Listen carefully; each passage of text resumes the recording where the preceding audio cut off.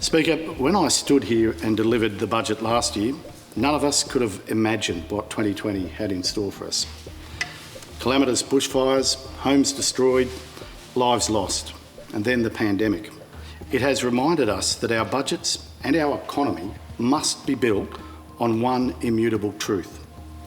When everyone is valued, needed and nurtured, our future can be better, stronger and more resilient. The Treasurer has given up on Victorians.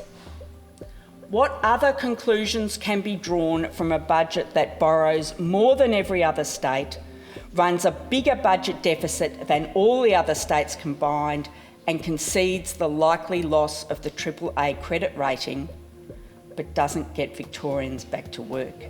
In Australia, 2 in every 5 women have experienced violence since the age of 15.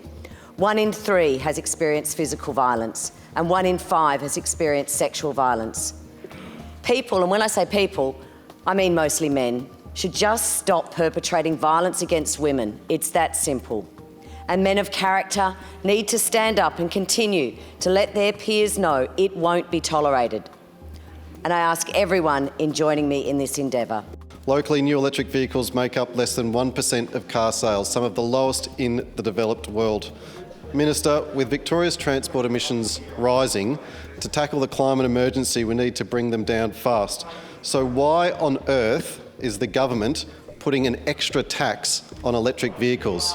To suggest a tax to the extent that the Treasurer has announced a few days ago will somehow totally undermine our government's commitment to achieving net zero emissions by 2050 is an absolute untruth. You only have to look, Speaker, at the fact that this budget is providing a record $1.6 billion of investment, most of which is over the next 3 to 4 years, to absolutely tackle head-on the need for us to move to a decarbonised economy.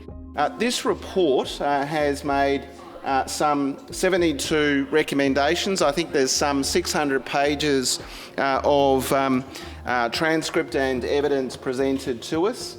I think Victorian communities very much, I think, want to see communities to be able to tailor the approach that they take in responding to climate change.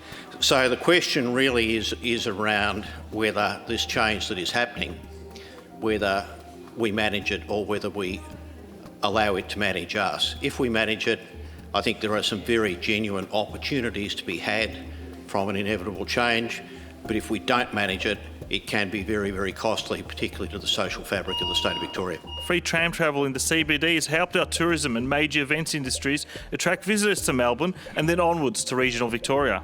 After careful consideration of each proposal and the terms of reference, we were persuaded that small extensions to reach significant cultural precincts such as the National Gallery of Victoria and the Melbourne Convention and Exhibition Centre would provide benefits to Melbourne's visitor economy. Last Friday I was having a moment of reflection, asking myself many questions after many weeks of personal abuse, asking myself, why am I here? But late in that day, I received a text message and I thought, why won't they leave me alone?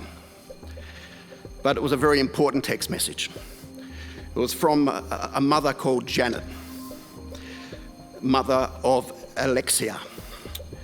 She sent me a copy of a birth certificate because it was amended birth certificates and something we did in this parliament a while ago. And that made an old bloke cry.